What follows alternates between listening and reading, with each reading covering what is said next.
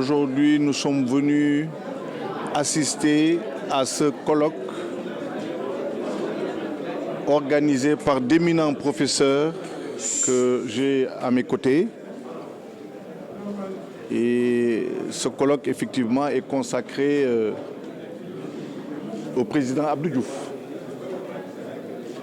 Et à cet effet, c'est un grand honneur et nous sommes très heureux d'y participer aujourd'hui.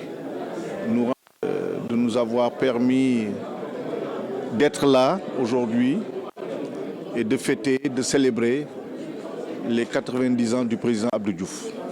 Mais je l'ai dit et redit, je dis, nous avons un père magnifique, un modèle, notre référent, un père aimant qui nous a montré la voie, l'exemple de la droiture et de la vertu.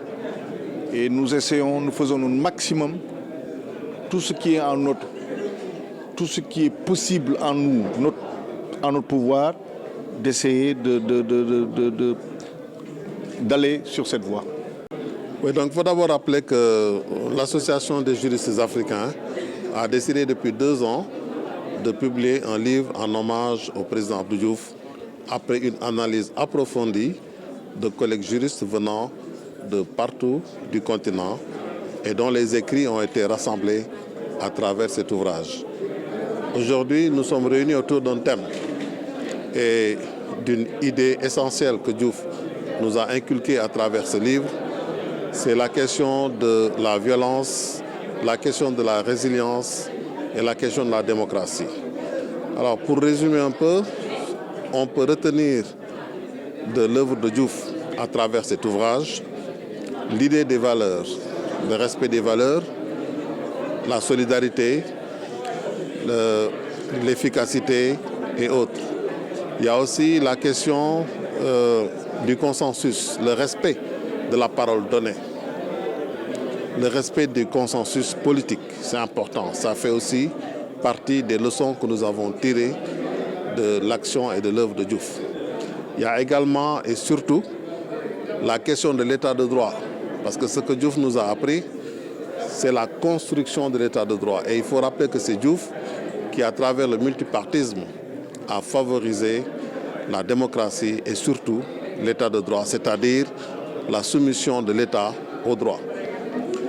Et l'utilité de tels ouvrages, c'est qu'il faut, à l'occasion de ce 90e anniversaire, fixer, dans le cadre de l'histoire politique du Sénégal, fixer la contribution de Diouf par rapport à la démocratie sénégalaise qui demeure une exception.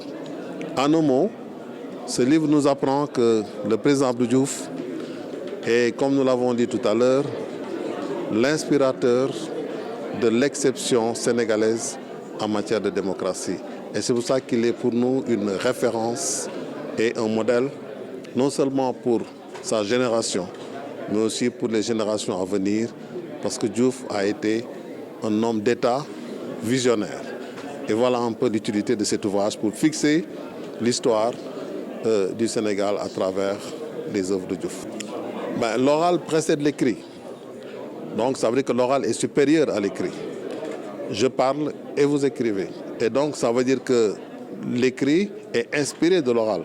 Donc il ne faut pas négliger la part de l'oralité dans les modalités de l'écriture. Donc l'écrit c'est important, c'est vrai, mais nous devons aussi défendre la tradition orale parce que c'est une source historique très importante dans le cadre de notre culture. Et c'est ça qui explique la dernière fois, lors du vernissage, la présence des grands griots du Sénégal, comme El Hadj Mansour Mbaye, Mbaye Père et les autres. Rappelez-nous le nom. C'est professeur Papa Ogosek, je suis professeur en histoire du droit et des institutions politiques et je suis auteur du livre qui est une compilation de certaines contributions des juristes africains. Donc je suis également président exécutif de l'association des juristes africains.